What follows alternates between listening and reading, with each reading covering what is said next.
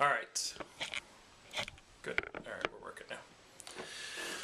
All right, so we're going to talk about dropping down right now. And dropping down is one of the most important parts of your demo.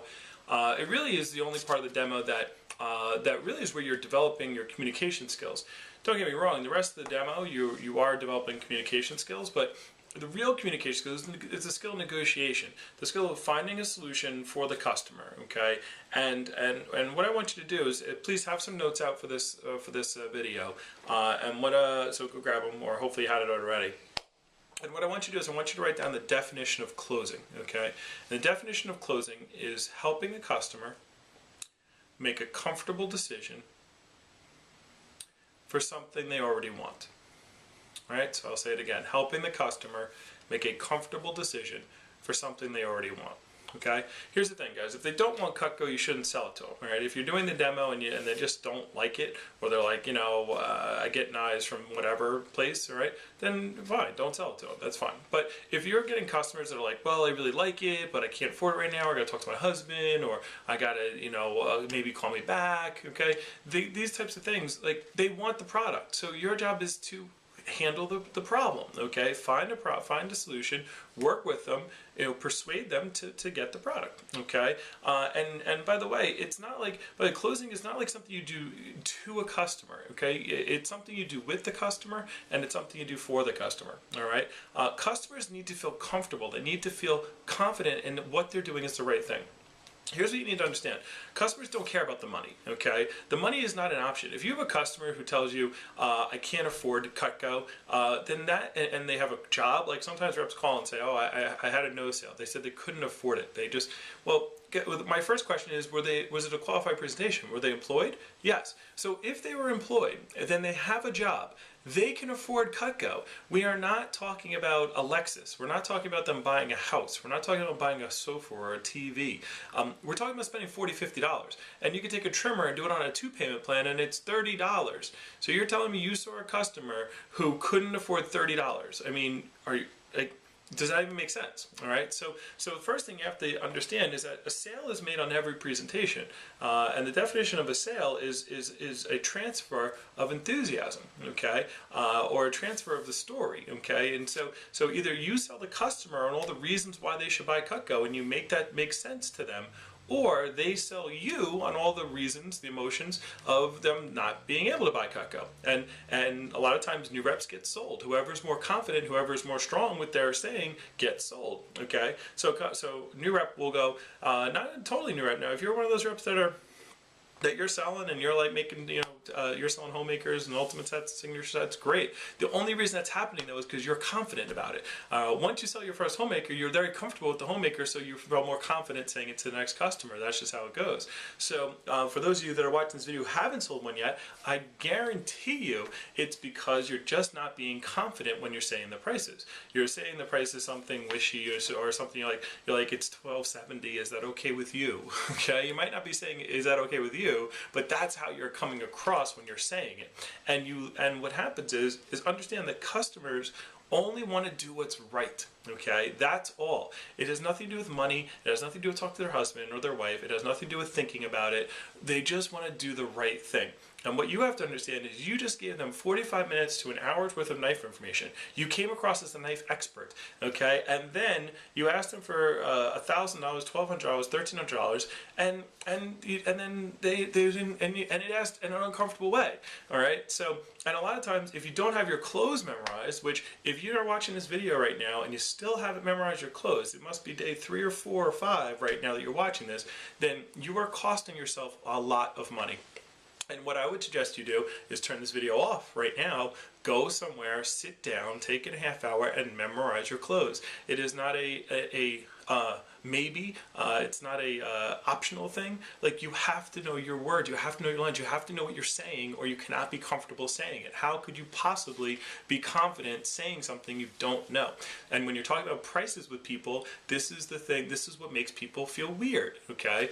Because you went through, you're like, just think how confident you are when you get to cut the rope. Like, think of that, okay? Like Miss Jones, you're like, get your knives, okay? How confident you are when you talk about the guarantee. There's 4 parts, is awesome. Like, think how confident you feel telling telling about that part. All right, think how confident you are, talking about the company page. All right, like, let me tell you about this company. Company's been around forever. You're saying a lot of great stuff. Now I want you to think about how comfortable were you when you're, say, $12.70 or $1,000 or whatever it is, right? See, the confidence goes usually right around the woodblock page, right when they start getting towards the end of the knives. They do the table knife with the leather. They're kind of confident there, but right around the wood blocks and the trays, the little voice goes off in reps' heads, all right? And the voice says, "You're going to have to tell them the prices soon." Okay? And that voice of the prices, and you're like, "Oh, right." And you start clamoring up and you start shaking, and customers feel that, okay? They understand that if you're saying the prices in a weak way, you're uncomfortable at that point, then customers go, "Well, you look like a liar," okay? Because you went through the whole demo telling them this is the best product, the best steel, the best thermoresin, the best this, the best guarantee. You're gonna have the rest of your life. You're gonna have it forever. Here's Wusthof, this or Henkel's or whatever it is you're showing, and here's Wusthof, and it costs this much, and we are better than that. We got a better guarantee than them. We got better edges, better designs, and we're cheaper. But I'm sorry, it's $12.70. It's a lot of money. So I mean, do you want it or what? Okay, and they're like, huh? Like, it's not even matching up. What you're saying is not matching up with what you're telling the customer, what you're communicating. So what the customer thinks is like, well, wait a second. They were so confident when they tell me about the products, but now they're telling me about the price and they're not confident. Something must be wrong, okay? And that's why people say, I got to think about it, or I got to call me back next week because you're just not confident. So you gotta learn the close. That's step number one. You can't. By the way, you won't have to drop down if you would do the close properly and strong and say it's $12.70, and all customers say, "Wow, that's a lot of money." I go, "Miss Jones, it isn't. Not for what you're getting. Okay, for $283 a month. For 5 months. In 5 months, that'll be over. You'll have these products for the rest of your life, longer than anything else in this kitchen." So is it a lot of money? It's not a little bit of money, but it's not a lot for what you're getting. All right, and I can say that confidently with the customer, and that makes them feel comfortable buying it because they see I'm confident. All right, a sale is a transfer of enthusiasm, and whoever's more confident, makes the sale. Okay, and influences the other person. So don't let your customers influence you.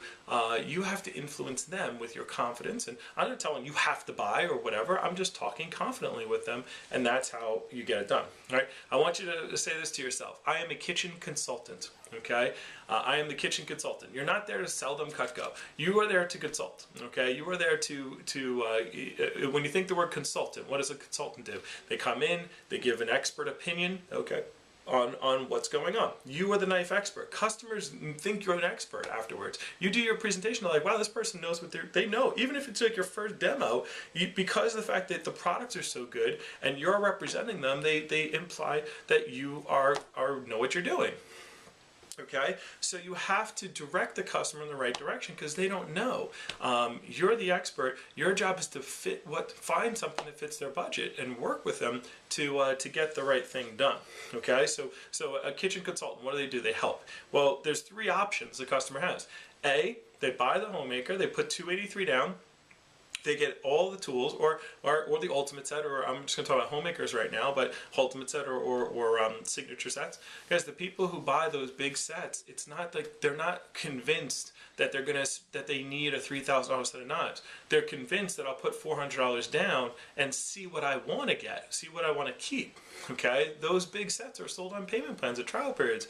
People don't put $4,000 down paid in cash, paid in full. Occasionally, maybe 1 out of every 50 of them do that, but it's because the rep was like, well, why don't you put down the $400 or $300 and get the whole set and see what you like, and if you don't like it, I'll come back over and put it back for you and take some things out, and you just, that way, Ms. Jones, if you're going to spend $300 on, some of you have had $300 piece orders, okay, like paid in full.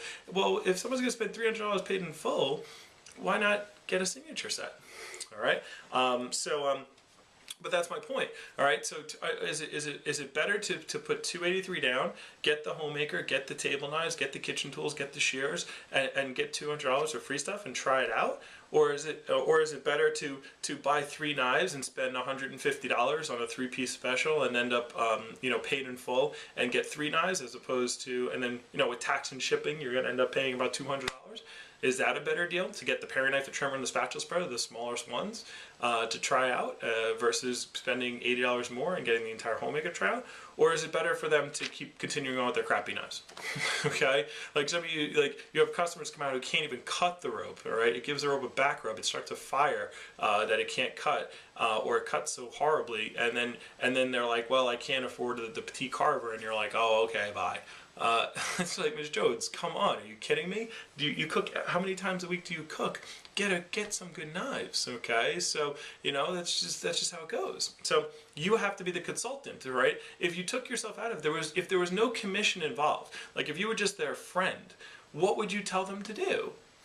Okay, in that scenario, like if you took the sales out of it, like if I was sitting with my mom and I saw everything and I understood Cutco as well as I do, well, I would tell her to buy, even if I didn't work for Cutco, even if I worked for someone else, I would say, well, Mom, you're going to use that every day, you might as well go ahead and get it.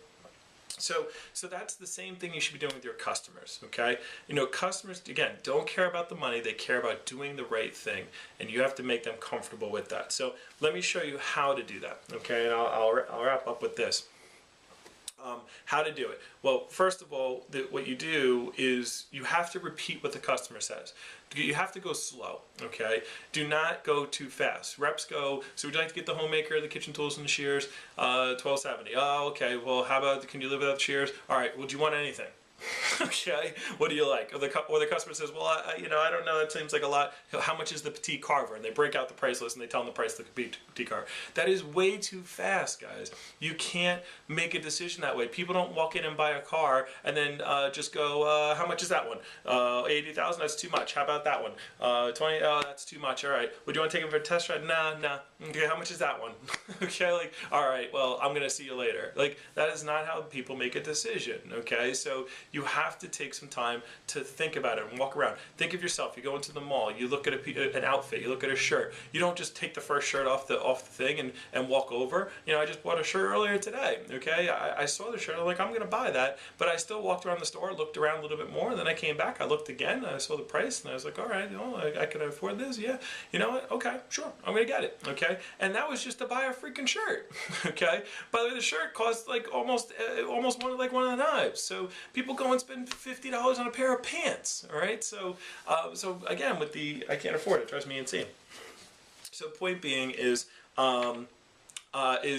these things are affordable. All right, so just understand $283 a month, guys. If somebody has 2 or 3 kids and they take them out to dinner at Applebee's or Fridays, the bill comes to like $60, $70. Okay, for 4 meals, 5 meals, and a couple of drinks and soda. Well, if you're going to spend $70 one night a week on going out to dinner, well, 4 times 7 is $280.